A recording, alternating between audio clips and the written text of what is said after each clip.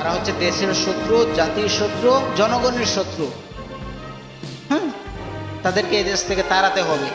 তারা ইন্ডিয়ার দালাল, তারা এই দেশটাকে ইন্ডিয়ার কাছে বিক্রি করে দিতে চায়। কারণ আমরা 7 লক্ষ শহীদের রক্তের বিনিময়, জীবনের বিনিময়, মা বোনদের ইজ্জতের বিনিময় এই দেশটাকে আমরা ফিরে পেয়েছি। স্বাধীনতা, আমরা স্বাধীনতা অধিকার চাই। আমরা আমাদের অধিকার চাইতে গেলে যদি আমাদের পক্ষে বুলেট ছোড়া হয়, প্রাইম মিনিস্টারের কথায়, এমপি মন্ত্রীদের কথায়, এই কুকুর চানাগুলো যদি আমাদের বুকে বুলেট ছাড়ে, তাহলে আমরা কেন ঘরে বসে থাকবো? প্রতিবাদটা আমাদেরকে দেখাতে হবে। অতএব আর নয় ঘরে বসে। প্রিয় যুবক, আমি তোমাদেরকে ডাক দিচ্ছি, তোমরা জাগ্রত, জাগো। আর কতদিন ঘরে বসে থাকবে? তোমাদেরকে জাগতে হবে, অধিকার চাইতে হবে।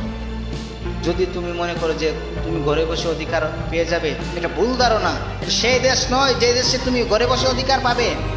তোমার এটা সেই দেশ যে দেশে নিজের অধিকার আদায় করে নিতে হয়, জোর করে আদায় করতে হয়। অতএব তুমি ঘরে বসে থাকলে তোমার অধিকার কখনোই তুমি আদায় করতে পারবে না।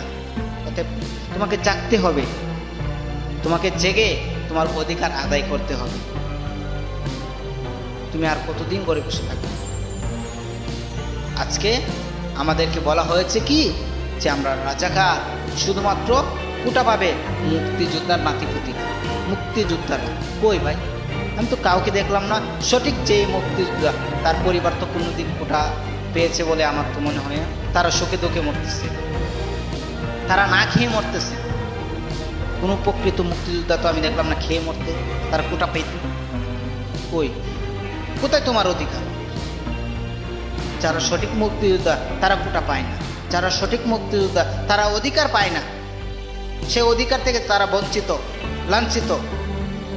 আজকে তাদেরকে ফুলের মহড়া দিয়ে, শহীদ মিনারে যদি ফুলের মহড়া দিয়ে তাদেরকে সম্মানিত জানানো হয়, তাহলে কই তোমার মানবতা?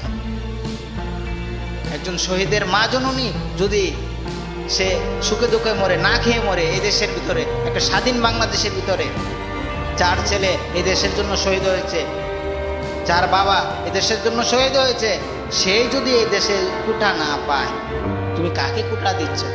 কারা মুক্তিযোদ্ধা? যারা রাপদ দিয়ে খেয়ে দিল, টাকার বিনিময়ে মুক্তিযোদ্ধা হয়ে গেল, তারা মুক্তিযোদ্ধা নয়। তুমি মুক্তিযোদ্ধাদেরকে দাও কোটা, আমাদের কোনো বাধা নেই। অতএব যারা প্রকৃত মুক্তিযোদ্ধা তাদেরকে দাও। তার ভিতরে আবার জনগণকে কোটা বঞ্চিত করে ফেলছে কেন? এটা হবে না, এটা কখনোই হবে না। আমরা আমাদের অধিকার আদায়ের জন্য যদি আমাদের মৃত্যুবরণ করতে হয়, তাহলে এটা কি সে স্বাধীন দেশ? স্বাধীন দেশে কি আবার মানুষ মরে?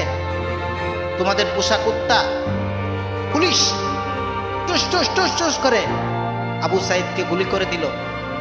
তাদের বাবার উচিত ছিল, হ্যাঁ, আমাদের দিকে বুক উচ্চতা করে দিয়েছে। তারা হচ্ছে সেই জনগণ, সেই পুরুষ যারা বুক পেতে দেয় বুলেটের জন্য। তাই বলি কি আমাকে বুলেট তার বুকে ছুঁড়ে মারতে হবে? এটা ভুল। এটা পুলিশকে জবাবদিহি করতে হবে। আমরা মনে রেখো, পুলিশ বাহিনী আমি তোমাদেরকে বলে দিতে চাই যে তোমরা মনে রেখো, এই ইটের জবাব অবশ্যই তোমরা পাথর দিয়ে পাবে। মনে রেখো না, আমি ভয় পাইয়ে কথা বলতেছি।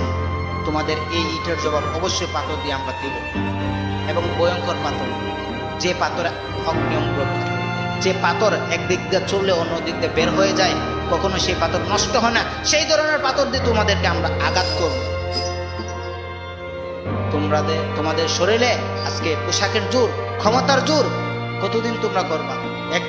একদিন অবশ্যই জনতার ক্ষমতা আসবে, সেদিন দেখবো তোমরা কোথায় পালিয়ে যাও। সেদিন তোমাদেরকে আমরা নিশ্চয় ধরবো। অতএব আমি সাধারণ জনগণকেও বলবো যে তোমরা আজকে জাগ্রত হও। এটা হচ্ছে নিজের অধিকারের জন্য, কারো স্বার্থের জন্য নয়। এটা দেশ বাঁচানোর জন্য, কারো স্বার্থের জন্য নয়। দেশের অঙ্গীকার বাঁচানোর জন্য, কারো স্বার্থের জন্য নয়। দেশের মা বোনদের ইজ্জত বাঁচানোর জন্য, কারো স্বার্থের জন্য নয়। অতএব আমি সকল প্রকার মানুষদেরকে বলবো, হিন্দু, মুসলিম, বৌদ্ধ, খ্রিস্টান, যারাই এই দেশে বসবাস করে, তারাই এই স্বাধীন দেশে বসবাস করে, আমি তাদেরকে আহ্বান জানাবো যে আজকের এই আন্দোলনের ভিতরে তোমার অধিকারের জন্য তুমি ঝাঁপিয়ে পড়ো। তাদের উপর চাকরি এই যে ছাত্রলীগ, তারা হচ্ছে তাদের লীগ। আমি বলবো এই ছাত্রলীগকে নিষিদ্ধ করে দাও। যারা আজকে মা বোনদের উপর নির্মূলভাবে অত্যাচার করে যাচ্ছে এই হলগুলোতে, তাদের উপর এরকমভাবে অত্যাচার করে যাচ্ছে শিক্ষা প্রতিষ্ঠানগুলোতে, যারা অধিকার চাওয়ার জন্য যাচ্ছে তাদের উপর নির্যাতন, কিসের ছাত্র আন্দোলন? কেন আমরা কি পারতাম না? আমরা যে মাদ্রাসার যে ছাত্ররা রয়েছি, আজকে আমাদের উপর আন্দোলন, আমাদের উপর আসুক, আমরা দেখে কত দানে কত চাল আমরা দেখিয়ে দিই, কয়েক মিনিটের ভিতরে সব দাপন করে দিব।